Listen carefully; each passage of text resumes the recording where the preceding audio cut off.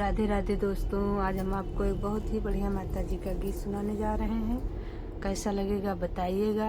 भवानी माँ का गीत है। आप लोगों को अगर गाना अच्छा लगे तो लाइक सब्सक्राइब करिएगा, शेयर भी करिएगा।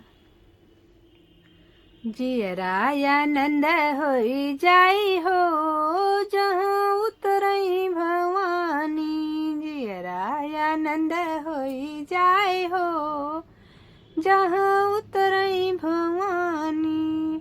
हमरे भवानी के महला ना दो महला, हमरी भवानी के महला ना दो महला।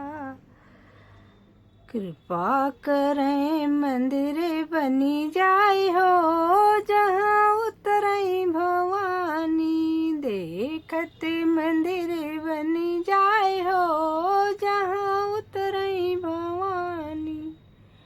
जियरायानंद होई जाए हो जहाँ उतरई भवानी। हमारी भवानी के नाम महला दो महला, हमारी भवानी के रुपया न पैसा, हमारी भवानी के रुपया न पैसा। भरत भंडार होई जाए हो जहाँ उतरई भवानी, भरल भंडार होई जाए हो जहाँ उतरई भवानी। जियरायानंद होई जाए हो जहाँ उतरई भवानी।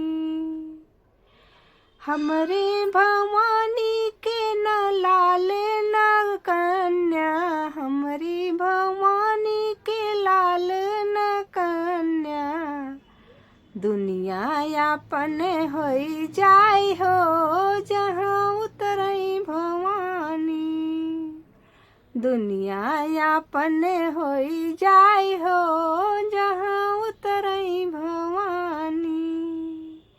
ओ जियरायानंद होई जाए हो जहाँ उतरई भवानी।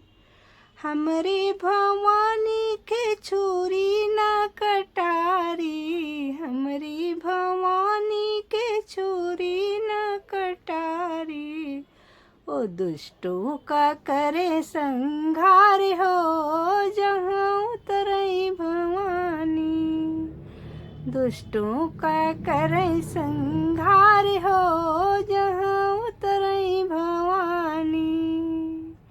ओ जियरायानंद होई जाए हो जहाँ उतरई भवानी।